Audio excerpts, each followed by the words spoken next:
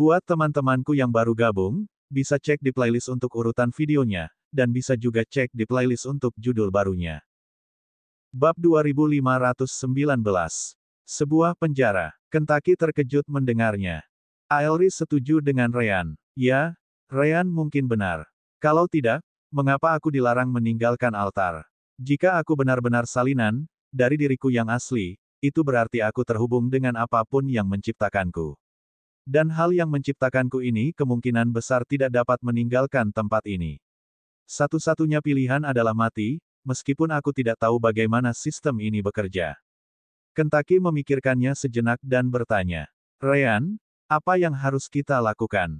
Haruskah kita pergi dan kembali bersama Rowan? Tubuh Aelri sedikit gemetar setelah mendengar itu. Apakah kau akan meninggalkanku di sini? Kentucky menatapnya. Kau sudah mati sekali, bukan? Binatang buas cahaya berkata bahwa saat kedua kalinya ia membunuh para malaikat, mereka semua sama saja. Ia tidak merasakan perbedaan antara kedua atau ke-10 kalinya ia membunuh malaikat yang sama. Bukankah itu berarti kau bisa mati begitu saja dan tetap menjadi dirimu sendiri saat ini di luar sana? Namun, Ryan membantah gagasan itu. Tidak, itu berbeda, Kentucky. Karena jiwa dan tubuhnya sudah disalin sekali, dan terutama karena dia tampaknya berada di bawah kendali alam dimensi ini, menciptakan salinan sempurna baru dari salinan sebelumnya itu mudah. Jika dia mati sekarang, yang akan muncul di luar adalah salinan sempurna dari salinan sebelumnya. Aelri yang kamu lihat sekarang akan lenyap. Aelri setuju dengan Ryan. Jangan paksa aku melakukan hal seperti itu, kumohon. Meskipun aku memiliki ingatan tentang kematian pertama tubuh dan jiwaku yang sebenarnya, itu bukanlah kematianku yang sebenarnya. Kali ini, aku tahu aku benar-benar tamat, dan hanya salinan diriku yang akan menggantikan tempatku di luar. Kentucky menyipitkan matanya. Yah, kau tidak perlu mati. Kau hanya perlu pergi ke area awal alam dimensi dan tinggal di sana. Tidak ada binatang cahaya yang mampu membunuh seseorang selevel denganmu di tempat itu. Sementara itu, Ryan dan aku akan kembali ke alam dewa dan menjemput Rowan. Bagaimana? Selain itu, kita bisa kembali ke klan Holamenormu dan memberitahu Waremis dan Spiegel tentang semua yang kita temukan. Ryan harus mengakui bahwa ide Kentucky masuk akal. Sepertinya ide yang bagus. Tiba-tiba, Aelri berlutut di tanah. Tolong, jangan tinggalkan aku sendiri di sini. Aku sudah pernah dikendalikan saat aku mendekati altar. Bagaimana jika alam dimensi ini menyadari ada yang salah denganku dan mengambil alih tubuhku lagi? Yang terpenting, bagaimana jika itu menghapus ingatanku tentang kejadian ini? Aku tidak ingin mengalaminya. Ryan menggaruk bagian belakang kepalanya. Sejujurnya, dia tidak ingin tinggal di tempat ini lebih lama karena dia cukup yakin bahwa ada fragmen yayasan semesta yang terlibat. Tanpa Rowan di dekatnya untuk membuka alam dimensi permata jiwa, memperoleh fragmen itu akan cukup sulit. Di atas segalanya, kurangnya akses ke alam dimensi permata jiwa mencegah Ryan menggunakan metode pelariannya yang pasti, formasi teleportasi sirkuit. Haruskah aku mengirim Kentucky sendirian? Tidak, kita butuh Aelri jika kita ingin kembali ke alam dewa. Jika kita memberitahu Waremis dan Spiegel tentang apa yang terjadi di sini, aku ragu mereka akan membiarkan kita kembali ke alam dewa begitu saja. Haruskah aku menggunakan Suster Orb untuk memberitahu Rowan agar datang sendiri? Namun, dia sedang sibuk dengan pil hukum penyerapan. Menghentikannya sekarang akan menunda rencana kita secara signifikan. Ide Ryan adalah kembali ke alam dewa, menunggu Rowan menghabiskan semua pil hukum, dan baru kemudian kembali untuk menyelidiki alam dimensi Azum lebih lanjut. Itu juga berarti mereka baru akan kembali ke tempat ini beberapa tahun kemudian. Pilihan lainnya adalah terus menyelidiki dan menemukan jalan keluar bagi Aelri tanpa harus membunuhnya dan menukarnya dengan salinan lain. Logika mengatakan kepada Ryan bahwa ia harus mengabaikan Aelri dan pergi bersama Kentucky. Namun, Ryan sama sekali tidak logis dalam hal-hal seperti itu. Pada saat itulah suara Rowan bergema di benak Ryan. Berhentilah membuang-buang waktu dan tinggalkan dunia dimensi yang menyebalkan ini. Jelas, Suster Orb lah yang bertindak sebagai jembatan bagi Ryan dan Rowan untuk berbicara dari jarak yang sangat jauh. Apakah Suster Orb memberitahumu? Siapa lagi? Rowan bertanya balik saat dia mengerjakan pil itu bersama Cedars. Aelri hanyalah satu malaikat, satu. Namun, jika keadaan memburuk dan kau mati, maka dia bukan satu-satunya yang akan mati. Seluruh alam semesta ini akan musnah. Sekarang, cari altar sialan itu dan tinggalkan tempat sialan ini. Kita bisa kembali untuk menyelidiki dan mendapatkan pecahan itu begitu kita memiliki akses ke alam dimensi permata jiwa. Ryan menatap Aelri yang berlutut dan berusaha keras untuk mengambil keputusan. Namun, Kentucky yang berbicara lebih dulu. Ryan, kau kembali saja. Aku akan tinggal di sini bersama Aelri sampai kau membawa Rowan bersamamu. Ryan terkejut. Kau, tetap tinggal. Kaulah yang paling ingin meninggalkan tempat ini. Kentucky jelas tahu itu. Aku masih menginginkannya. Tapi, aku tidak bisa begitu saja meninggalkan gadis ini. Bagaimana aku bisa menyebut diriku Kentucky yang hebat, impian semua wanita, jika aku bahkan tidak bisa melindungi seorang gadis kecil? Aku akan mengecewakan semua penggemarku. Mulut Ryan berkedut. Bukan karena gelar yang diberikan Kentucky sendiri, tetapi karena Ryan tahu sebagian dari itu benar. Bahkan hingga hari ini, Kentucky masih sangat sukses dengan semua wanita. Di alam dimensi permata jiwa, bahkan ada klub penggemar Kentucky. Hanya saja Kentucky sudah seperti itu begitu lama sehingga Ryan bahkan melupakannya. Namun, pada akhirnya, Ryan tertawa terbahak-bahak. Jika burung narsisis saja bisa mempertaruhkan nyawanya, bagaimana mungkin aku tidak? Baiklah, kita lanjutkan penyelidikan ini. Rowan bisa datang ke alam malaikat setelah dia selesai di alam dewa. Ryan terkejut, Rowan tidak mengeluh. Kau sudah lama sekali. Ryan tidak menyangka itu. Kau tahu aku akan melakukan itu. Rowan mendengus. Sudah berapa lama aku mengenal kepribadianmu yang menyebalkan itu. Sekarang, jangan ganggu aku kecuali kalau kamu sedang sekarat. Aku akan datang nanti. Bab 2520. Tanda tanya. Aelire terkejut mendengar Ryan akan tetap tinggal. Benarkah? Tapi, bukankah terlalu berbahaya bagi kita semua untuk tetap tinggal? Jangan salah paham. Aku benar-benar senang kalian berdua akan tinggal bersamaku. Hanya saja kupikir setidaknya salah satu dari kalian akan kembali ke klanku untuk memperingatkan semua orang. Ryan menggelengkan kepalanya. Itu memang alasan yang bagus bagi salah satu dari kita untuk pergi. Namun, meskipun aku bilang Kentucky dan jiwaku terlindungi, kita tidak bisa menjamin bahwa itu akan berhasil melawan perubahan ingatan di alam dimensi ini. Jadi, bisa dibilang aku juga melakukannya untuk diriku sendiri. Begitu ya? Aelri tidak begitu percaya pada Ryan. Lagi pula, semenit yang lalu, Ryan tampak sangat yakin bahwa Kentucky dan ingatannya tidak akan berubah. Tentu saja, dia hanya tidak ingin meninggalkan Aelri dan Kentucky. Terima kasih. Ryan hanya mengangguk dan tidak mempermasalahkan apakah Aelri mempercayai kata-katanya atau tidak. Sekarang setelah dia memutuskan untuk tinggal, dia akan melakukannya. Baiklah, Kentucky, Aelri, kita akan menyelam lebih dalam ke alam dimensi Asum. Mari kita tetap dekat dengan Chasm juga. Dengan begitu, jika kita menemukan lokasi di mana kita dapat berbicara satu sama lain lebih jauh, kita dapat melaporkan penemuan masing-masing pihak. Kentucky segera menerima ide itu. Baiklah, Aelri, aku akan menggunakan energi surgawiku untuk mengunci tubuhmu di punggungku. Aku hanya ingin mencegahmu kehilangan kendali lagi. Aelri jelas mengerti alasannya. Aku juga ingin kau melakukannya. Sejauh ini, hanya altar yang tampaknya membuatku kehilangan jati diriku. Namun, tidak ada jaminan bahwa hal itu tidak akan terjadi begitu kita melangkah lebih jauh. Mari kita lakukan seperti ini, aku akan tetap diam kecuali kau menyuruhku melakukan sesuatu. Jika aku bergerak tanpa perintah, anggaplah aku telah kehilangan jati diriku lagi. Ryan tersenyum. Baguslah kalian berdua sudah membuat keputusan. Sekarang, ayo kita pergi. Begitu saja, Ryan, Kentucky, dan Aelri terbang ke arah kedalaman alam dimensi Asum. Namun, mereka benar-benar meremehkan ukuran tempat ini.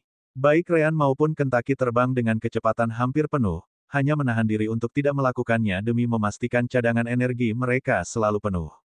Namun, meskipun lebih dari 2 minggu telah berlalu, mereka masih belum mencapai ujungnya, atau, lebih tepatnya, mereka belum menemukan apapun. Pemandangannya sama saja sejauh mata memandang. Kadang-kadang, jarak antara kedua sisi Chasm tidak terlalu jauh, dengan beberapa lokasi tertentu cukup dekat. Selama momen-momen itu, Ryan, Kentucky, dan Aelri berbicara satu sama lain, tetapi kedua belah pihak hanya mengonfirmasi bahwa mereka tidak menemukan apapun. Sementara itu, di pintu masuk alam dimensi Azum, muncullah seorang malaikat dengan 5 pasang sayap.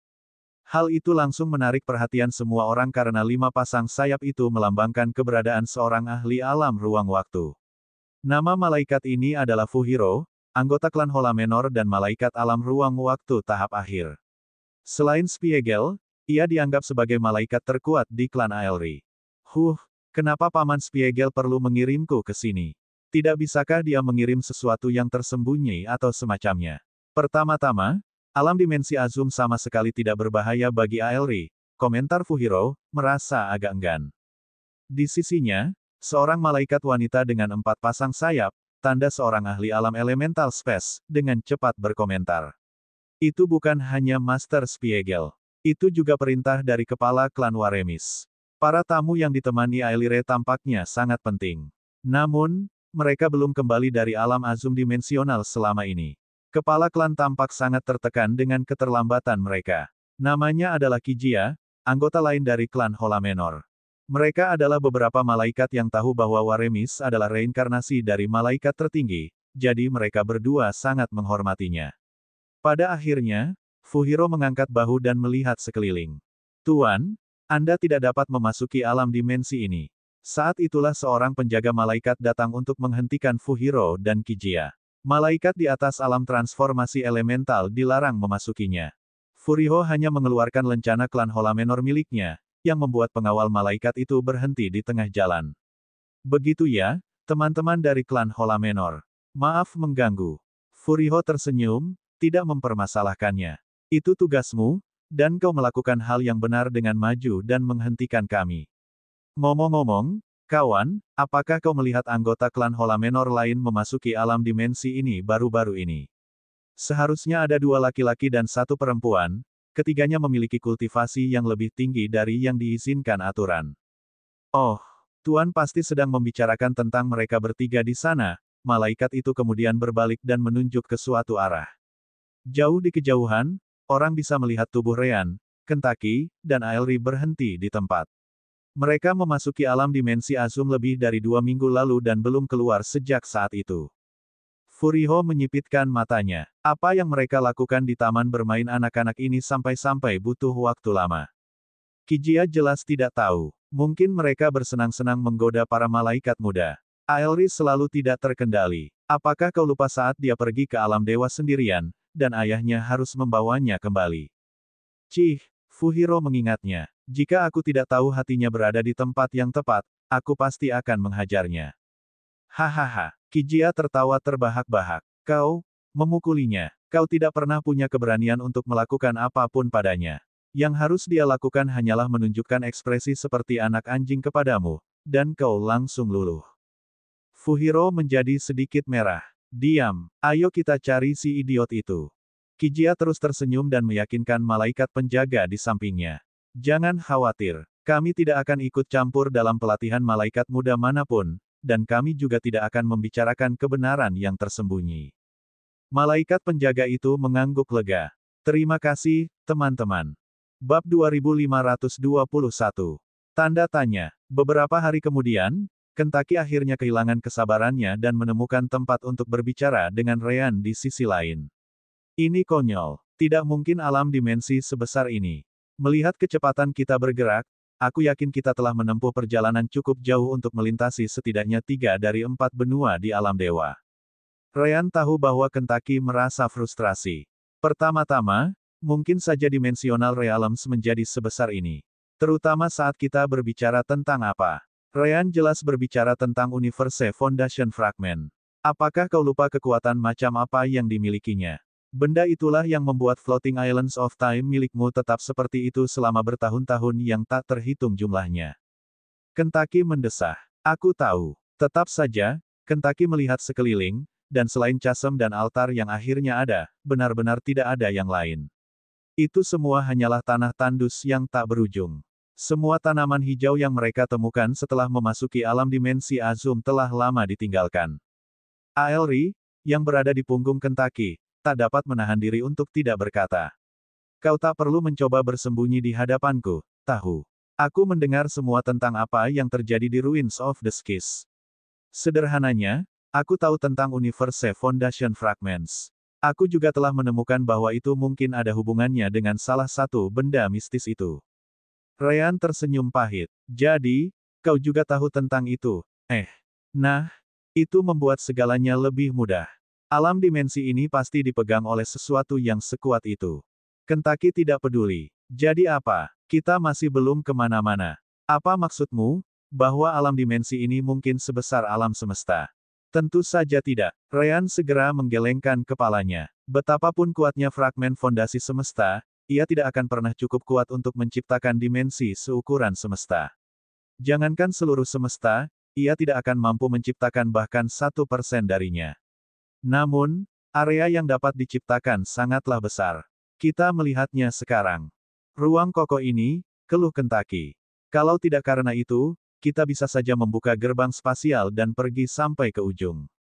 Ryan merenungkan masalah ini dan bertanya-tanya apakah mereka sebaiknya kembali saja. Siapa yang tahu seberapa jauh mereka harus bepergian untuk menemukan sesuatu. Selain itu, mereka telah mengikuti Chasm selama ini. Bagaimana jika apapun yang mereka cari berada jauh dari Chasm sejak awal? Mereka mungkin mencapai ujung alam dimensi dan tidak menemukan apapun. Masalahnya adalah karena kita tidak tahu apa yang kita cari, komentar Ryan. Kentucky tahu itu. Kami mencoba memperbaikinya. Namun, semua ruang, elemen, energi surgawi, seimbang dimanapun kami pergi. Itu jelas tidak membantu ketika Anda ingin menemukan jalan untuk diikuti. Ada yang beda, tanya Aelri balik, dan dia memikirkannya. Tapi ada satu hal yang berbeda dari area awal. Kentucky dan Ryan terkejut. Ada, kami tidak bisa merasakan apapun. Aelri kemudian menutup matanya dan berkonsentrasi sejenak. Akhirnya, dia membukanya lagi dan pandangannya tertuju pada Chasm. Itu adalah Chasm itu sendiri. Kekacauan spasial di dalamnya tidak sekuat di area awal. Jurang. Ryan dan Kentucky segera memfokuskan persepsi spasial alami mereka ke dalam jurang. Lagi pula, indera surgawi tidak bekerja di tempat ini. Namun, Ryan adalah orang pertama yang menggelengkan kepalanya. Aku tidak bisa merasakan sesuatu yang berbeda dari sebelumnya. Kentucky pun melakukan hal yang sama. Garis keturunan Minokawaku memiliki beberapa kesamaan dengan kekuatan luar angkasa. Namun, aku juga tidak bisa merasakan apapun. Aelri, apakah kau yakin itu berbeda? Ryan dan aku memiliki kultivasi yang jauh lebih tinggi daripada dirimu, tetapi kami tidak dapat mendeteksi apapun. Aelri sedikit lebih fokus dan mengangguk sekali lagi. Ya, tidak diragukan lagi. Sekitar 2 kilometer di bawah Chasm, spatial chaos jauh lebih lemah daripada pintu masuknya.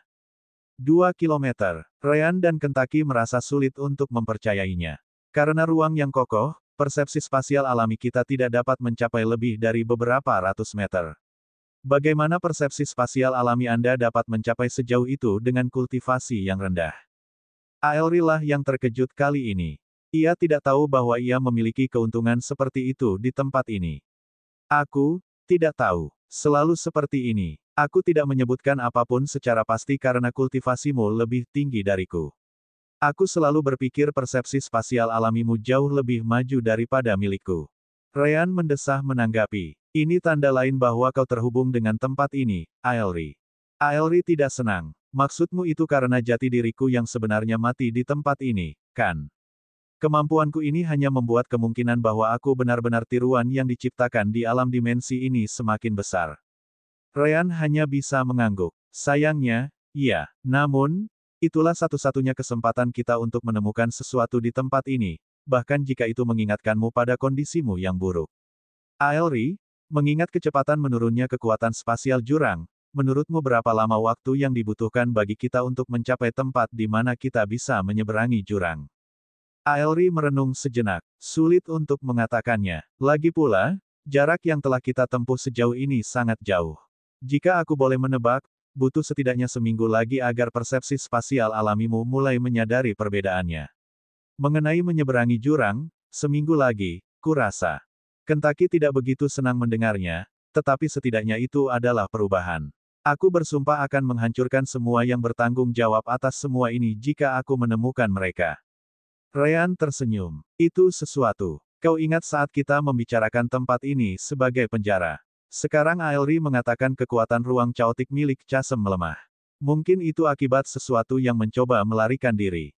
Ayo terus ikuti Chasm. Ada kemungkinan besar kita akan menemukan sesuatu pada akhirnya. Bab 2522. Tanda tanya. Persis seperti yang disebutkan Aelri. Sekitar seminggu kemudian, Ryan dan Kentucky akhirnya bisa merasakan kekuatan spasial dari jurang melemah. Kentucky adalah yang pertama, karena rasnya memiliki afinitas yang lebih tinggi dengan luar angkasa. Ryan mengikutinya sehari kemudian, juga melihat perbedaannya. Namun, itu bukan satu-satunya hal yang mereka perhatikan. Ryan dan Kentucky akhirnya merasakan sesuatu yang berbeda di tanah tandus ini sekitar waktu mereka mendeteksi perubahan di Chasm. Ada puing-puing, pasti dari beberapa konstruksi yang telah runtuh sejak lama. Itu menyebabkan Ryan dan Kentucky sekali lagi mampir ke Chasm begitu mereka menemukan tempat yang cukup dekat bagi mereka untuk berbicara. Kentucky, Aelri, kita tidak akan terbang dengan kecepatan penuh lagi, Ryan memperingatkan mereka. Kita tidak tahu apa yang akan terjadi, jadi kita harus berhati-hati. Mulai sekarang, Kentucky dan aku akan terbang dengan kecepatan 1/10 dari kecepatan kami. Kentucky sangat senang. Hebat. Tempat ini semakin membuatku merinding. Bahkan jika kamu tidak bertanya, aku akan memperlambat langkahku juga. Setelah itu, mereka melanjutkan perjalanan. Puing-puing yang mereka lihat tidak banyak. Hanya ada satu atau dua bagian saja, membuat mereka bertanya-tanya dari mana asal puing-puing ini. Namun, hari demi hari berlalu, dan segera berubah menjadi lebih dari seminggu. Mereka melihat bahwa jumlah puing bertambah selama minggu ini, sekarang menemukan 4 hingga 6 bagian sesekali. Meskipun demikian, bangunan yang mereka harapkan tidak terlihat. Akhirnya, seminggu berlalu, dan Ryan mulai bertanya-tanya apakah meminta Kentucky untuk memperlambat langkahnya adalah ide yang bagus. Jika keadaan terus seperti itu, mungkin mereka akan menghabiskan waktu berbulan-bulan untuk pindah tanpa perubahan yang berarti. Namun, pikiran itu tidak bertahan lama. Keesokan harinya, Kentucky mendekati Chasm, yang merupakan sinyal untuk percakapan. Mereka menemukan titik temu sebelum Kentucky menggunakan energi surgawinya untuk berbicara. Ryan, aku sedang melihat ke kejauhan dari atas langit. Aku hampir tidak dapat melihat beberapa bangunan di kejauhan. Ryan menghela napas lega. Akhirnya, jadi, apa lagi yang kau lihat? Ryan tahu bahwa mata Kentucky sudah jauh lebih baik. Itulah sebabnya dia belum menyadari apapun. Maaf, sejauh yang aku tahu. Aku langsung meneleponmu untuk bicara saat aku menyadarinya. Namun, Kentucky melihat ke sisi Ryan. Sepertinya konstruksi itu juga meluas ke sisimu di Chasm, jadi kau seharusnya bisa segera melihatnya. Ryan mengangguk. Aelri, apa kau bisa merasakan sesuatu? Tidak, Aelri menggelengkan kepalanya. Kalau begitu mari kita lanjutkan, Ryan tidak keberatan. Selain itu, kekuatan spasial Chasm telah menurun cukup cepat dalam beberapa hari terakhir. Nantikan kesempatan untuk menyeberang dari satu sisi ke sisi lain. Baiklah, Aelri dan Kentucky mengangguk. Kelompok mereka terus terbang dengan kecepatan yang sama. Beberapa saat kemudian, Ryan dan Aelri juga melihat bangunan-bangunan di kejauhan. Sulit untuk mengenalinya, tetapi mereka sudah hampir sampai. Sedangkan untuk Kentucky, ia kini dapat melihat dengan lebih jelas. Ia mengonfirmasi kepada semua orang bahwa sebagian besar bangunan yang mereka lihat setinggi ratusan toko. Bukan hanya itu, bangunan-bangunan itu seharusnya lebih tinggi lagi. Namun, semuanya hancur. Tidak diragukan lagi semua puing yang mereka lihat sejauh ini berasal dari tempat yang hancur itu. Di suatu titik, mereka juga melihat tembok besar. Tembok itu tidak setinggi bangunan-bangunan rusak yang awalnya mereka lihat, beberapa di antaranya pasti lebih dari 1000 meter tingginya, tetapi tingginya setidaknya setengah kilometer. Tembok itu kemudian memanjang ke kedua sisi, sejauh yang bisa mereka lihat. Hal lain yang perlu diperhatikan adalah tanah di antara tempat mereka berada dan tembok di kejauhan. Ada beberapa lubang raksasa berukuran beberapa kilometer, yang menutupi seluruh jarak. Namun, waktu yang berlalu begitu lama sehingga lubang-lubang itu sekarang sudah cukup halus, akibat erosi selama bertahun-tahun. Pada saat yang sama, kekacauan spasial di Chasm juga berkurang. Berkat itu, Ryan, Kentucky, dan Aelri kini dapat berbicara tanpa harus mencari tempat yang cukup dekat agar suara mereka dapat terdengar. Dan jika keadaan terus berlanjut seperti itu, Kentucky atau Ryan memang akan dapat menyeberang ke sisi lain. Saat mereka melihat tembok di kejauhan, Kentucky dapat melihat lengkungan kecil. Kelengkungan itu sepertinya tidak akan bertahan selamanya. Namun, reruntuhan, kota, atau apapun itu sangat besar. Aku ragu kota itu kalah dari kota-kota terbesar di alam dewa, komentarnya. Asteris. Tiba-tiba Aelri menaruh tangannya di kepalanya, merasakan sakit yang menusuk jiwanya. Kentucky menyipitkan matanya saat ia menyadari ada sesuatu yang juga menembus penghalang energi surgawinya, penghalang yang sama yang ia gunakan untuk menahan Aelri agar tetap di tempatnya. Ia kemudian segera mempererat cengkeraman energi surgawinya di sekitar Aelri. Dengan begitu, Aelri tidak akan bisa melawan meskipun ia menginginkannya. Aelri, kau baik-baik saja. Aelire mengangguk sambil masih memegangi kepalanya. Baru saja, ada sesuatu yang sepertinya mencoba memasuki kepalaku. Namun, aku mampu melawannya meskipun itu benar-benar menghantamku dengan keras. Kentucky mengangguk, tetapi dia menjaga energi surgawinya di sekitar Aelri tetap kuat. Bagaimanapun, ada sesuatu yang tampaknya mampu mengendalikannya di acara altar, jadi siapa yang bisa mengatakan ini benar-benar Aelri yang berbicara atau sesuatu yang lain yang mencoba melepaskan diri dari genggamannya. Begitu. Kentucky kemudian menatap Ryan di sisi lain. Ryan, tadi, aku merasakan sesuatu menghantam penghalang energi surgawiku tepat di tempat kepala Aelri berada. Aku tidak bisa menghentikannya, tetapi aku berhasil melemahkannya. Aelri tampaknya bisa bergantung pada dirinya sendiri setelah itu. Sesuatu, tanya Ryan. Bisakah kau jelaskan, apakah itu kekuatan jiwa? Kentucky menggelengkan kepalanya. Entahlah. Aku tidak menyangka ada sesuatu yang akan menghantam penghalangku dengan cara yang aneh seperti itu, dan itu hanya berlangsung sepersekian detik. Aku tidak bisa benar-benar memperhatikan apa itu. Bagaimana denganmu, Aelri? Ryan bertanya pada korbannya sendiri. Saya rasa itu adalah soul power, tetapi itu sangat berbeda dari semua soul power yang saya rasakan dalam hidup saya. Kalau bukan karena ada beberapa kesamaan, saya tidak akan bisa mengetahuinya, Aelri menjelaskan. Saya rasa ini dia. Bab 2523. Tanda tanya. Ryan tersenyum setelah mendengar itu. Ini cukup bagus. Kekuatan jiwa juga dapat dilemahkan oleh energi surgawi, jadi konfirmasimu membuat segalanya lebih mudah.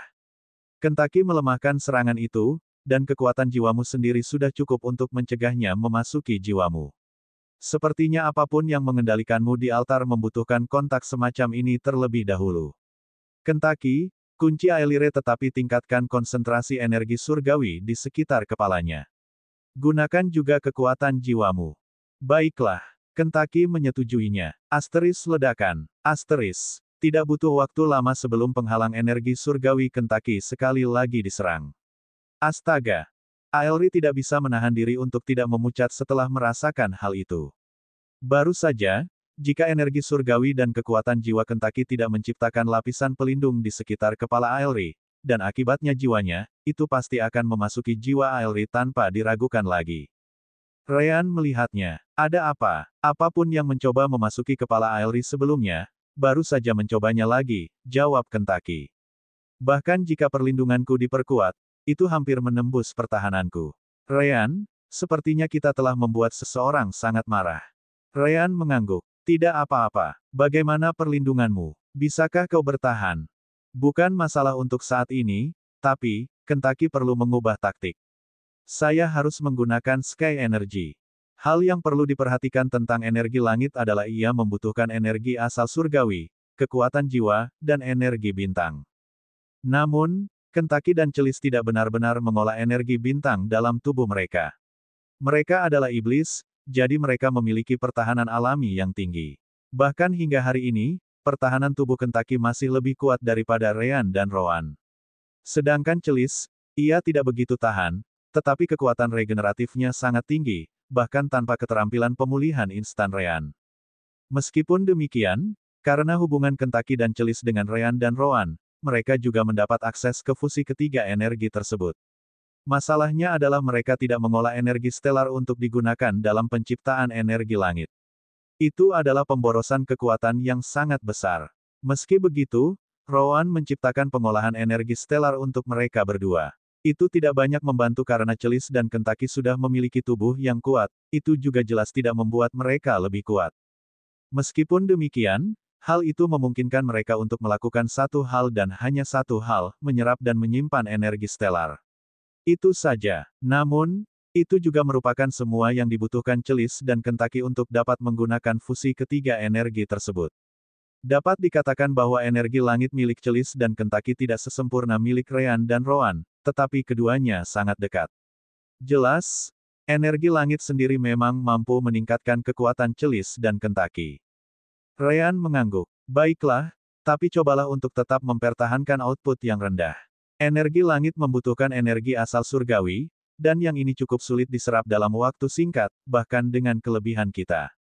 Dengan kelebihan, Ryan menyebutkan peningkatan sistem permata jiwa. Hanya saja dia tidak ingin menyebutkan sistem itu di depan Aelri. Kentucky tentu saja mengerti hal itu. Baiklah, serahkan saja padaku. Saat mereka mendekati kota yang hancur di kejauhan, Ryan mendapat ide saat ia melihat tempat asalnya. Mungkin, tepat setelah itu, Ryan menyebarkan energi surgawinya yang tipis sepanjang beberapa ratus meter di sekelilingnya. Kota itu masih jauh, dan mereka terus bergerak perlahan selama lebih dari 1 jam.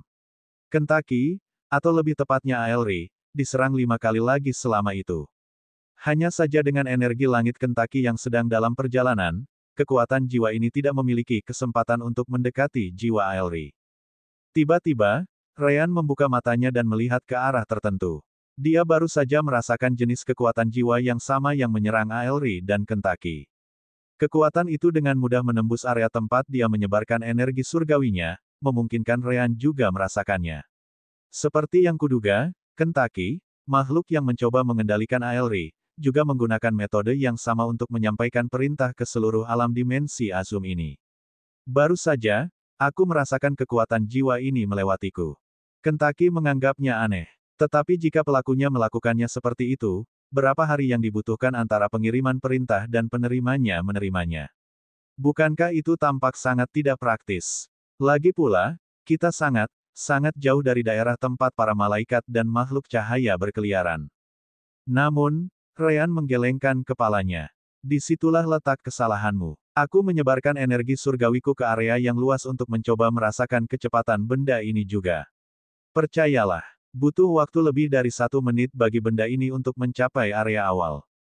Apakah kau mengatakan orang yang menggunakan kekuatan jiwa aneh ini memanggil bala bantuan? Tanya Aelri dari belakang Kentucky, sekarang merasa sedikit lebih baik. Sulit untuk mengatakannya, komentar Ryan.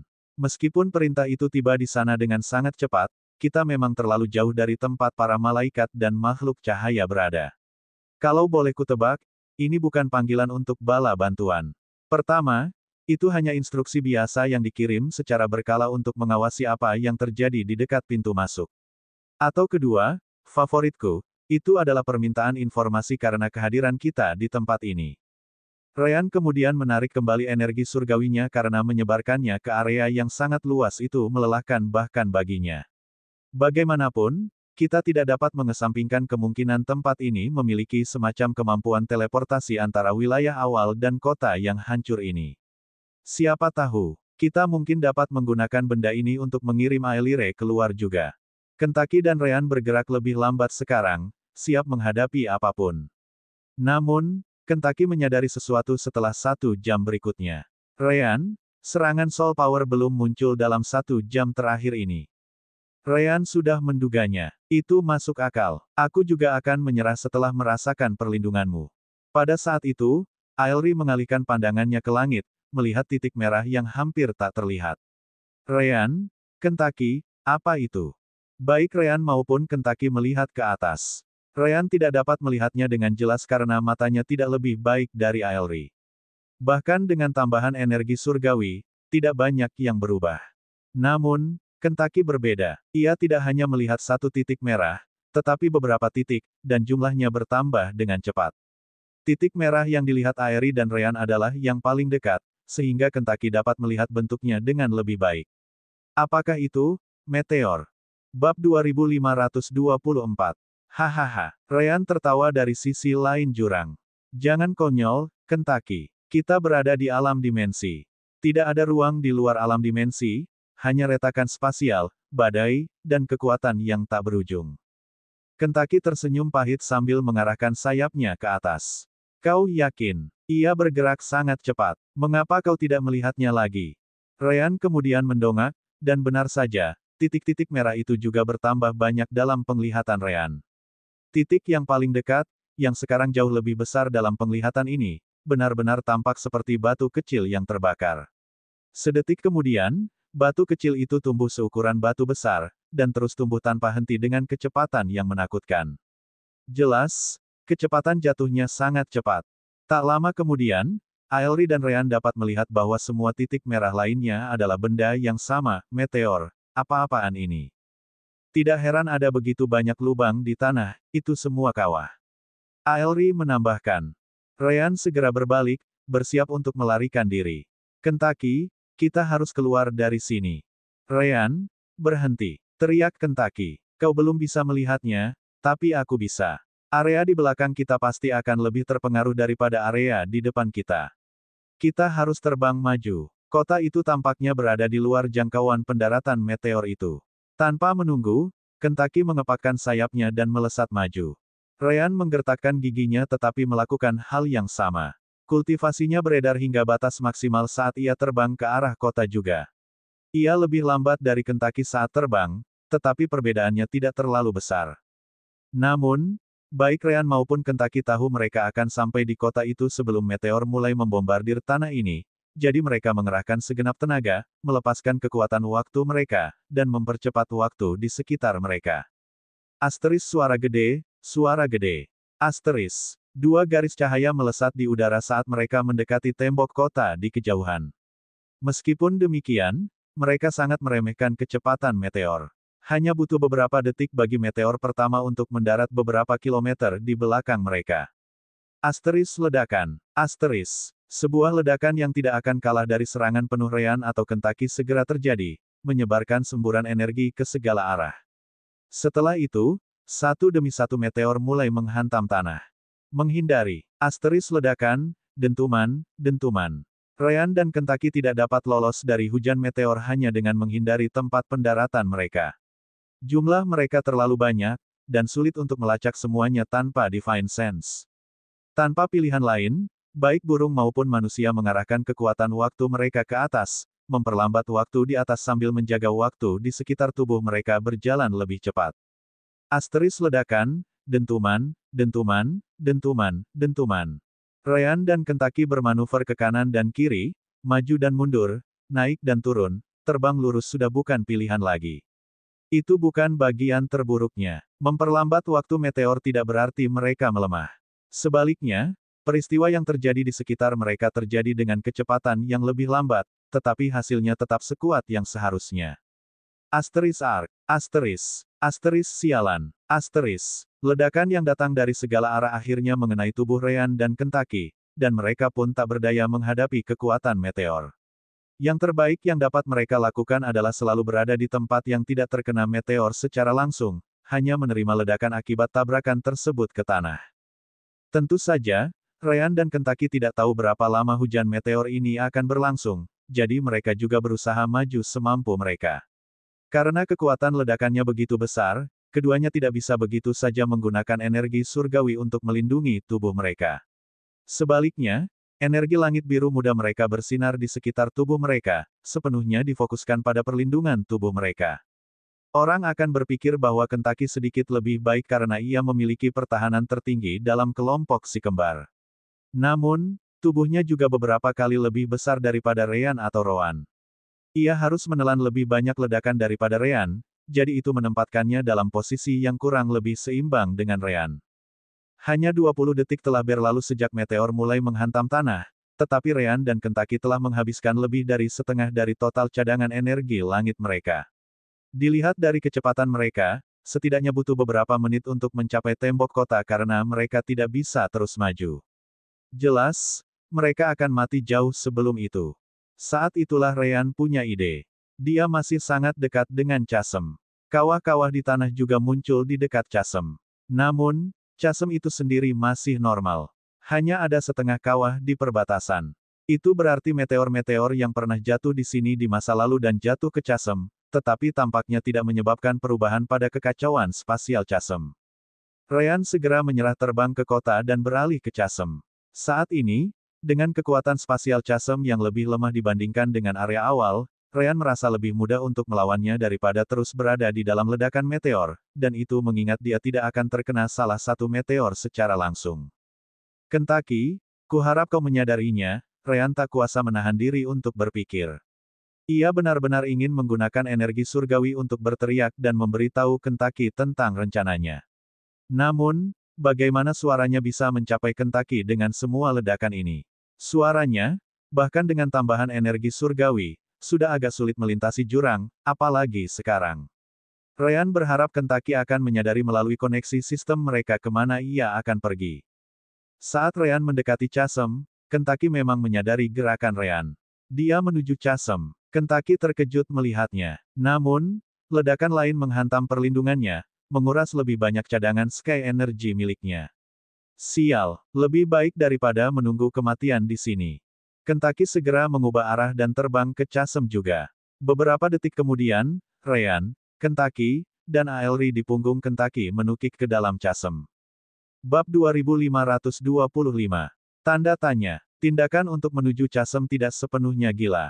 Dulu ketika Aelry memberitahu Ryan dan Kentucky tentang melemahnya Chasm, dia mengatakan pelemahan ini datang dari bawah.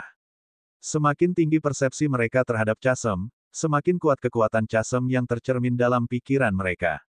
Saat mereka mendekati kota, mereka bahkan mampu berbicara tanpa harus mencari titik-titik tertentu yang lebih dekat di perbatasan agar suara mereka dapat mencapai sisi lainnya. Itu berarti kekuatan spasial jurang sudah lebih rendah di pintu keluar, dan bagian bawahnya bahkan lebih rendah lagi. Meskipun demikian, kekuatan yang keluar dari jurang itu masih menakutkan. Ryan dan Kentucky juga tidak tahu apakah sesuatu akan terjadi jika mereka mencoba melintasinya. Jika bukan karena hujan meteor ini, baik Ryan maupun Kentucky tidak akan berani menerjangnya. Begitu mereka masuk, kekuatan spasial jurang menyerang mereka dari segala sisi. Luar angkasa menjadi sangat kacau, dengan retakan spasial dan badai yang terjadi di mana-mana. Jika ada, kecepatan mereka dalam menghabiskan energi langit untuk melindungi diri mereka sendiri tidak lebih lambat daripada di dalam hujan meteor. Lebih dalam, namun, mereka tahu kekuatan ini seharusnya lebih mudah dikelola di bagian bawah, jadi mereka menyerbu kekacauan spasial dengan segala yang mereka miliki, dengan cepat mencapai beberapa kilometer ke bawah. Pada saat yang sama, meteor yang jatuh ke dalam jurang tersebut jelas jatuh ke arah yang sama dengan mereka. Ryan dan Kentucky masih harus menghindar sambil berhadapan dengan kekacauan spasial jurang tersebut. Untungnya, ledakan tersebut lebih sulit menyebar di lingkungan ini, karena sebagian besar api dan kekuatannya akan jatuh ke dalam celah spasial dan menghilang. Ryan dan Kentucky tahu bahwa kekuatan mereka tidak akan bertahan lama, jadi mereka melakukan tindakan yang paling jelas. Karena mereka sekarang berada di dalam Chasm, mereka mungkin sebaiknya bergabung. Mereka bahkan cukup dekat sehingga mereka bisa berbicara satu sama lain. Ayo, Kentucky, teriak Ryan tergesa-gesa. Ayo, Kentucky melesat ke samping Ryan. Seketika, energi langit milik Ryan dan Kentucky menyatu, menciptakan penghalang energi yang bahkan lebih kuat di sekeliling mereka. Penghalang itu jauh lebih kokoh, sementara itu mengonsumsi lebih sedikit energi dari keduanya. Pada saat yang sama, mereka menyelam lebih dalam lagi. Baru setelah Ryan dan Kentucky melewati batas lebih dari 20 km di dalam jurang, jumlah meteor berkurang drastis. Lagi pula, meteor tidak jatuh dalam garis lurus sempurna, dan jurang itu sendiri tidak memiliki permukaan lurus dan datar di kedua sisinya. Meteor pada akhirnya akan menghantam salah satu dinding dan meledak, mengingat mereka tidak jatuh ke dalam celah spasial terlebih dahulu.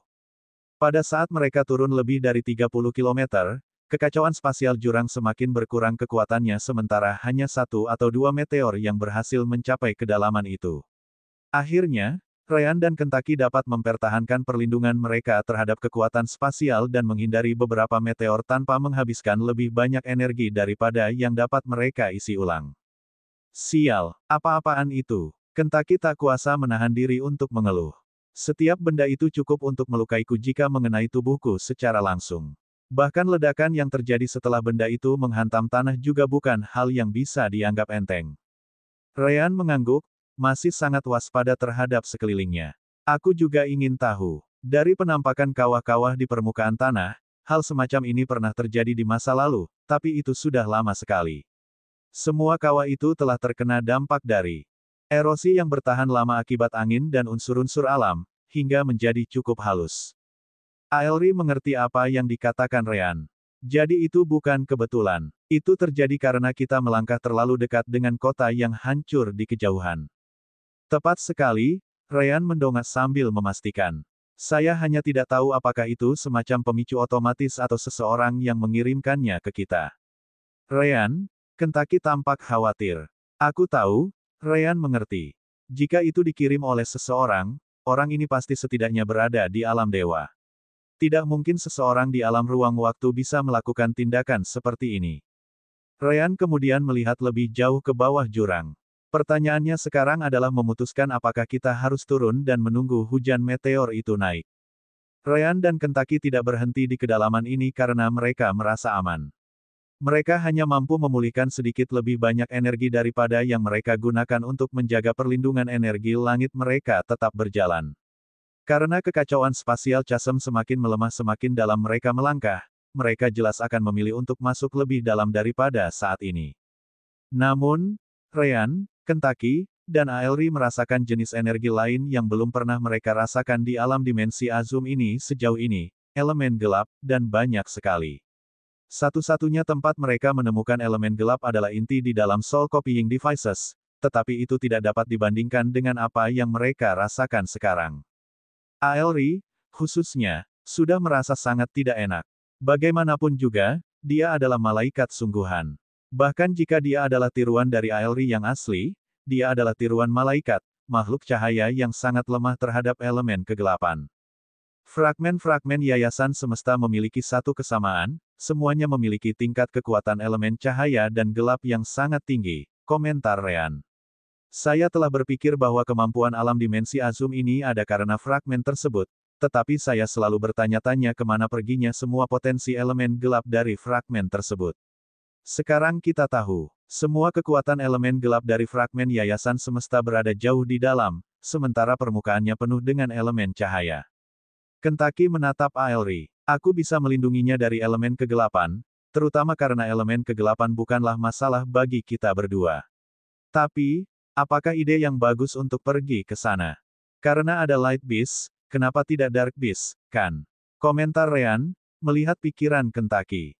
Lagi pula, kita jauh lebih dalam di alam dimensi Azum. Jika ada Dark Beast di sana, mereka pasti tidak akan lemah.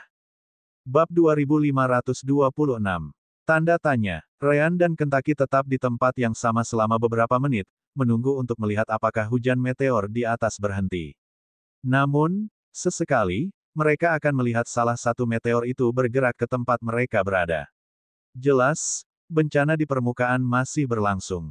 Mereka bertanya-tanya apakah mereka sebaiknya menunggu di tempat ini saja.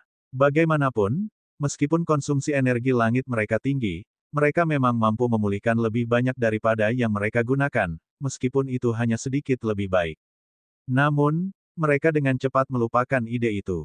Hanya ada satu alasan mengapa Ryan dan Kentucky mampu melakukannya di tempat ini, inti energi asal surgawi. Konversi energi surgawi menjadi energi asal surgawi memerlukan waktu, jadi hanya dengan inti yang dapat mereka pulihkan lebih cepat daripada yang mereka keluarkan. Ryan dan Kentucky membawa cukup banyak inti energi asal surgawi dalam peralatan spasial mereka, tetapi mereka tidak dapat mengakses alam dimensi permata jiwa, jadi inti mereka akhirnya akan habis. Ayo turun. Kita tidak bisa terus-terusan begini, Ryan akhirnya mengambil keputusan. Kentucky mengerti, dan kelompok itu turun lebih jauh ke dalam jurang. Elemen cahaya dengan cepat memberi jalan kepada elemen gelap hingga lingkungan itu penuh dengan elemen gelap dan hampir tidak ada elemen cahaya, seperti di permukaan, meskipun sebaliknya. Kekuatan caotik spatial juga berkurang banyak, sehingga memungkinkan Ryan dan Kentucky untuk berhenti menggunakan energi langit mereka. Namun, mereka tampaknya tidak mampu mencapai tanah. Tiba-tiba, Ryan menyadari ada gerakan di sudut matanya, yang hampir tidak terlihat karena konsentrasi elemen gelap. Asteris ledakan. Asteris. Ryan langsung menendang tubuh Kentucky, memaksanya dan Kentucky menjauh dalam sekejap. Begitu ruang di antara mereka terbuka, massa Dark Element yang sangat terkonsentrasi lewat di sana. Kentucky melihat itu dan merasakan hawa dingin di punggungnya. Sasarannya adalah dia karena dia memiliki tubuh yang jauh lebih besar. Begitu Ryan menendang Kentucky, dia mengaktifkan elemen cahayanya, menerangi lingkungan sekitar. Dia tidak ingin melakukannya sebelumnya karena dia ingin melewatinya tanpa diketahui. Namun, dia tidak bisa bertarung dalam kegelapan total tanpa bantuan indera surgawi. Persepsi spasial alami juga tidak berguna di dalam jurang kacau ini. Cahaya itu menyentuh musuh, memperlihatkan wujudnya. Pada dasarnya, ia sama seperti Light Beast tetapi terbuat dari Dark Element. Namun, ia jauh lebih besar, dan dilihat dari kecepatan serangan beberapa saat yang lalu, kultivasinya jelas jauh lebih tinggi daripada Light Beast yang dilawan Ryan dan Kentucky. Asteris mengaum. Asteris. Begitu elemen cahaya Ryan menyebar di sekitarnya, suara gemuruh mulai terdengar dari mana-mana di bawah. Darbis itu jelas bukan satu-satunya yang ada di sana. Namun, tampaknya ia tidak terlalu cerdas.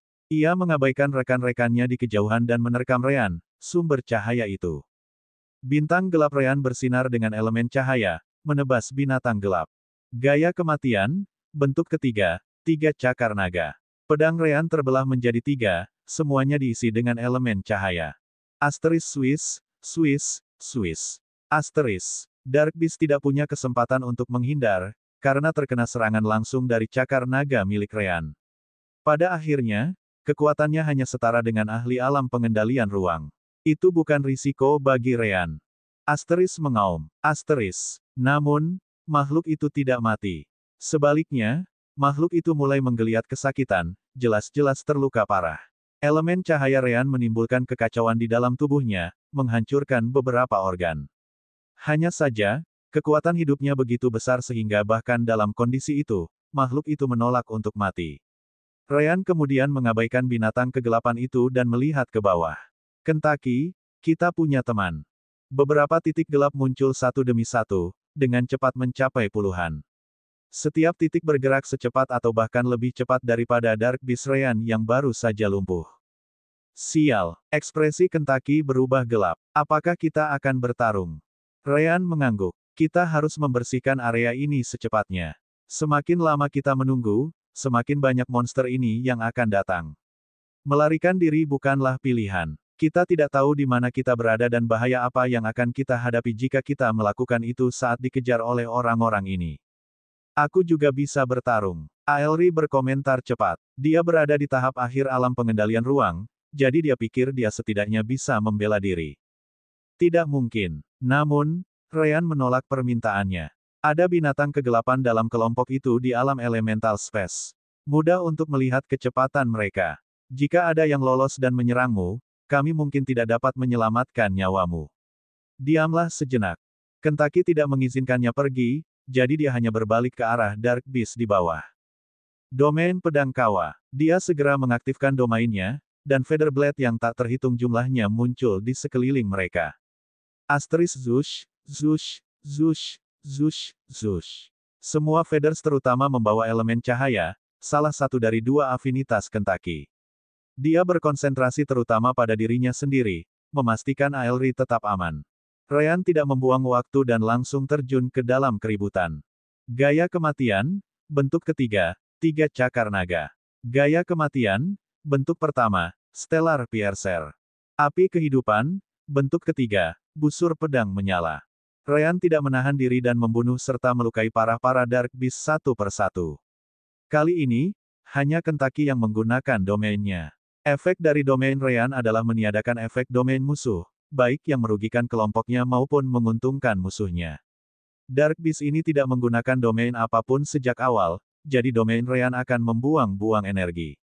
Pembantaian terjadi, dan darah hitam berceceran di mana-mana. Namun, Light Beast terus muncul dari bawah Chasm, membuat Ryan dan Kentucky menggunakan lebih banyak energi untuk menghadapi mereka semua. Pada saat mereka menyingkirkan binatang hitam ke-40, cadangan energi mereka telah turun di bawah 20%. Ryan, ini tidak akan berhasil, keluh Kentucky. Ryan menyipitkan matanya, mengambil keputusan. Teruslah maju dengan kecepatan penuh. Jangan mencoba lari ke bawah. Sebaliknya, larilah ke arah kota yang hancur itu. Bab 2527.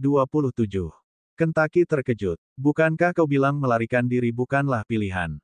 Ya, Ryan mengangguk. Tapi yang kumaksud adalah berlari lebih jauh ke dalam jurang. Kota yang hancur itu tidak terlalu jauh dari kita, dan jurang ini jelas mencapai tembok kota itu.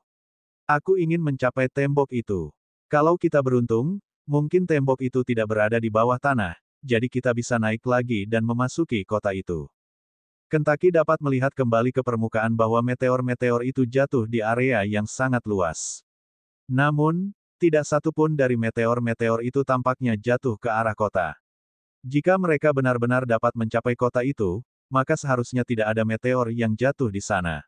Mengenai bahaya apapun yang mungkin mereka temukan, mereka harus menghadapinya saat waktunya tiba. Asteris suara gede, suara gede. Asteris. Ryan dan Kentucky langsung berbalik ke arah kota dan melesat pergi. Asteris mengaum. Asteris. Namun, para Dark Beast tampaknya mengetahui hal ini. Semakin banyak dari mereka muncul di depan kelompok Ryan alih-alih datang ke bawah. Hampir seperti mereka bisa berteleportasi ke depan. Asteris Swiss, Swiss, Swiss. Pedang bintang kegelapan milik Ryan dan bulu pedang Kentucky yang tak terhitung jumlahnya menembus puluhan binatang kegelapan, dengan paksa membuka jalan di tengah pembantaian. Mereka begitu fokus untuk menyerang ke depan sehingga mereka bahkan tidak peduli dengan darah hitam yang menutupi tubuh mereka. Pengejaran itu hanya berlangsung sedikit lebih dari 3 menit, tetapi duo itu masih mampu membunuh lebih dari 100 Dark Beast dalam waktu yang singkat ini. Kentucky memiliki beberapa inti energi asal surgawi di salah satu cakarnya, sementara Ryan menahan lebih banyak lagi di sekujur tubuhnya dengan energi surgawinya.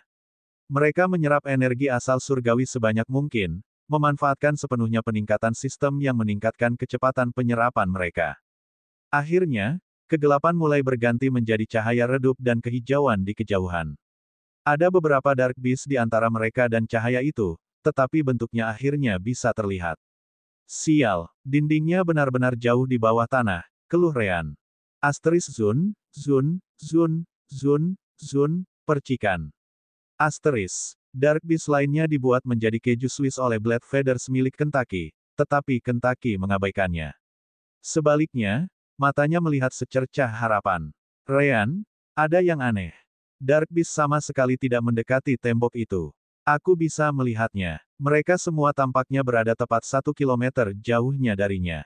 Ryan terkejut. Bagus. Kita memang harus ke sana, tetapi kalau mereka tidak bisa mengikuti kita, maka itu lebih baik. Seolah-olah memahami bahwa Ryan, Kentucky, dan Aelri akan mencapai tembok dengan kecepatan seperti itu, mata semua Dark Beast memerah. Darah gelap di tubuh mereka mulai bersirkulasi jauh lebih cepat sementara elemen gelap dan energi surgawi di dalamnya meledak dengan kecepatan yang menggelikan. Perubahan itu memberi semua Dark Beast peningkatan besar dalam serangan dan kecepatan, yang mereka gunakan untuk menyerang kelompok Ryan.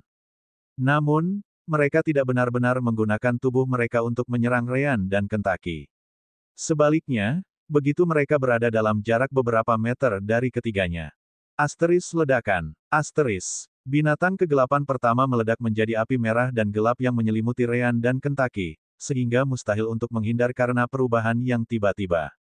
Api merah gelap itu tampaknya mampu menembus penghalang energi mereka, melukai tubuh mereka. Ryan, Kentucky, dan sekarang bahkan Aelri harus berusaha sekuat tenaga untuk bertahan. Penghalang energi Kentucky tidak cukup untuk melindungi Aelri, jadi dia harus berjuang untuk hidupnya. Satu-satunya keuntungan baginya adalah bahwa begitu api merah gelap melewati penghalang Kentucky, api itu akan jauh lebih lemah saat mengenai dirinya. Persetan, Ryan dan Kentucky terpaksa menghabiskan lebih banyak energi di Sky Energy, mencoba menangkis Dark Red Flame yang aneh. Itu bukan benar-benar Dark Element, tetapi sesuatu yang lain. Kalau tidak, mereka akan mengabaikannya begitu saja. Cadangan mereka sekarang di bawah 5%, dan Dark Beast di depan tampaknya terus bertambah banyak tanpa henti. Beberapa ledakan begitu besar hingga mencapai kekuatan Space-Time Realm, menyebabkan Ryan dan Kentucky semakin banyak masalah. Ryan kemudian menggertakkan giginya dan melompat ke punggung Kentucky sebelum mengerahkan seluruh energi langit yang tersisa untuk membela Kentucky dan Kentucky. Abaikan semuanya dan terus maju. Aku akan mempertahankan pertahanan. Gunakan semua yang kau punya untuk memasuki jangkauan tembok kota. Gaya kematian, Busur terbalik. Ryan juga menggunakan keterampilan bertahan terkuat Rowan, menciptakan benang-benang elemen gelap dan cahaya yang tak terhitung jumlahnya di sekitar kelompok mereka, yang melemahkan kekuatan Dark Beast itu sendiri. Ledakan banyak sekali. Aku juga akan membantu. Aelri tidak bisa meninggalkan Kentucky, tetapi setidaknya dia bisa menggunakan energi asal surgawinya untuk memperkuat pertahanan di sekitar mereka. Itu tidak seefektif kekuatan Ryan dan Kentucky, tetapi setiap bagiannya saat ini membantu. Kawa Blade Domain milik Kentucky langsung menghilang. Tepat setelah itu, tubuh Kentucky meledak dengan api hitam dan putih, dan tubuhnya melesat maju seperti peluru. Dorongan surgawi Kawa, salah satu kemampuan khas Minokawa, segalanya terpusat pada serangan itu, menusuk ke depan dengan momentum yang tak terhentikan. Asteris ledakan, dentuman, dentuman, dentuman, dentuman. Ledakan api merah dan gelap terjadi di mana-mana, pertanda banyaknya binatang gelap yang mengorbankan diri mereka untuk satu tujuan itu. Api terus-menerus melewati energi langit dan busur reversif Ryan, menghantam semua orang tanpa henti. Untungnya, mereka jauh lebih lemah setelah menembus pertahanan, jadi mereka menggertakkan gigi dan menanggung kerusakannya. Ryan adalah orang yang paling menderita saat dia memposisikan dirinya di depan Aelri, berusaha menjauhkan sebanyak mungkin api merah gelap darinya. Asteris ledakan. Asteris. Satu ledakan terakhir terjadi, kali ini terjadi tepat di ekor Kentucky. Bukan karena Dark Beast tidak ingin meledak tepat di tubuh Kentucky, tetapi karena tubuhnya tidak dapat melewati titik itu, jadi ia meledak saat itu juga. Asteris ledakan, dentuman, dentuman, dentuman. Beberapa ledakan lagi terjadi di belakang Ryan, Kentucky, dan Aelri, tetapi kekuatan mereka tidak dapat menjangkau kelompok mereka lagi. Akhirnya, ledakan berhenti saat Dark Beast kembali normal. Mereka semua melihat kelompok Ryan dari kejauhan, tampak tidak mau menyerah. Namun, ada sesuatu yang tampaknya membuat mereka tidak mungkin untuk melanjutkan perjalanan melewati titik itu. Ryan dan yang lainnya akhirnya mencapai jangkauan tembok kota. Bab 2528. Tanda tanya. Namun, Ryan dan Kentucky tidak lengah. Berada dalam jangkauan tembok kota juga berarti berada dalam jangkauan apapun yang mencoba mencapai jiwa Aelri. Dengan energi langit yang hampir tidak ada yang tersisa, mereka melindungi Aelri, takut dia akan diambil kapan saja. Pada saat yang sama, mereka mengeluarkan lebih banyak inti energi asal surgawi dan menyerap sebanyak mungkin energi asal surgawi, mengisi kembali cadangan mereka. Namun, ada satu hal yang baik. Sekarang setelah mereka mencapai jangkauan tembok kota, lingkungan kekacauan spasial milik para Cham tampaknya telah menghilang. Mereka hanya berdiri di udara, tanpa ada hal berbahaya yang terjadi di sekitarnya. Asteris raungan, raungan, raungan. Kelompok mereka kemudian melihat ke belakang, dan ekspresi mereka sedikit berubah. Jumlah Dark Beast di luar jangkauan tembok kota terus meningkat tanpa henti. Hanya dalam 1 menit, ratusan Dark Beast telah melampaui ribuan, dan tampaknya terus meningkat tanpa henti. Berapa banyak dari mereka yang ada di sini? Kentucky tak dapat menahan diri untuk berkomentar. Ryan menggelengkan kepalanya. Jika waktu yang singkat ini cukup untuk memunculkan angka seperti itu, saya hanya bisa menebak jumlahnya akan melampaui jutaan. Tidak mengherankan, bukan? Aelri juga berkomentar. Jika kamu menghitung jumlah Light Beast di Initial Area, pasti ada jutaan yang tersebar di sana. Namun, Chasm adalah tempat yang sangat sempit, jadi Dark Beast hanya akan menumpuk. Ryan dan Kentucky harus mengakui bahwa kata-kata Aelri masuk akal. Raungan terus meningkat selama beberapa menit berikutnya, tetapi Ryan dan yang lainnya mengabaikan semuanya. Fokus mereka sepenuhnya adalah memulihkan energi dan menyembuhkan luka-luka mereka. Entah mengapa, Dark Red Flames dari Dark Beast yang ingin bunuh diri itu sulit disingkirkan bahkan oleh skill pemulihan instan Ryan. Ryan mencoba menganalisis luka-lukanya karena luka-luka itu menyentuh tubuhnya, jadi indera surgawinya berhasil mencapai luka-luka itu. Energi yang aneh sekali. Jelas ada elemen gelap yang terlibat, tetapi itu hanya sebagian kecil dari teka-teki. Apakah itu racun? Tanya Kentucky, sambil menyelesaikan penyembuhan luka lainnya yang disebabkan oleh api merah gelap itu. Ryan merenung sebentar dan memutuskan untuk mencobanya. Gaya hidup, pemurnian. Pemurniannya berhasil pada luka-luka itu, tampaknya menghilangkan efek berbahaya dari api merah tua. Namun, itu tidak sempurna. Itu racun, tetapi bukan hanya itu. Kentucky, Perhatikan baik-baik bagian tubuh kita yang terbakar. Kau seharusnya hampir tidak bisa merasakannya.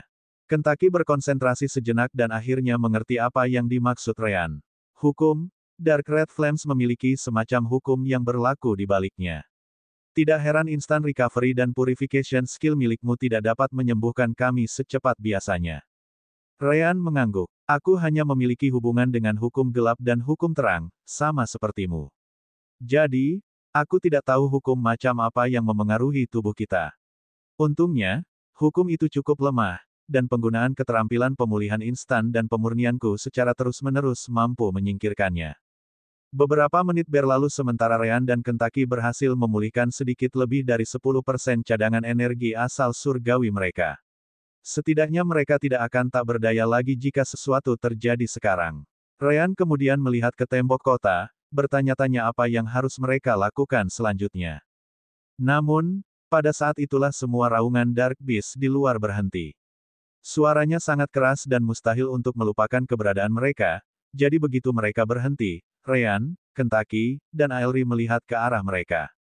Para Dark Beast belum pergi. Mereka semua melihat ke arah kelompok mereka, tampak siap menyerang kapan saja. Jumlah mereka sekarang bahkan lebih banyak, yang membuatnya tampak seperti ada dinding lain yang hanya terbuat dari Dark Beast di luar dinding satu-satunya. Jarak kilometer dari tembok kota. Tiba-tiba, dinding itu tampak membuka celah yang sangat besar. Semua Dark Beast di area itu membuka jalan, memperlihatkan kegelapan chasm yang membentang sejauh yang bisa dilihat Ryan dan yang lainnya. Asteris Brew. Geraman kemudian bergema di sekitarnya. Kegelapan chasm di area terbuka Dark Beast itu tampaknya memberi jalan bagi sesuatu yang lain. Beberapa garis merah mulai terbentuk, dan mereka semakin dekat dengan tembok kota. Jelas, semua Dark Beast berhenti mengaum karena apapun yang datang. Ryan, Kentucky, dan Aelry akhirnya dapat melihat wujud pendatang baru itu. Itu adalah Dark Beast lain, meskipun sangat berbeda dari yang lainnya. Garis-garis merah yang mereka lihat sebelumnya, sebenarnya adalah tato yang menutupi tubuh Dark Beast, menerangi wujudnya. Ukurannya juga setidaknya 3 kali lebih besar dari semua Dark Beast di sekitarnya. Yang terpenting, auranya membuat Ryan dan Kentucky merasakan hawa dingin di punggung mereka. Dark Beast itu sama sekali tidak lemah.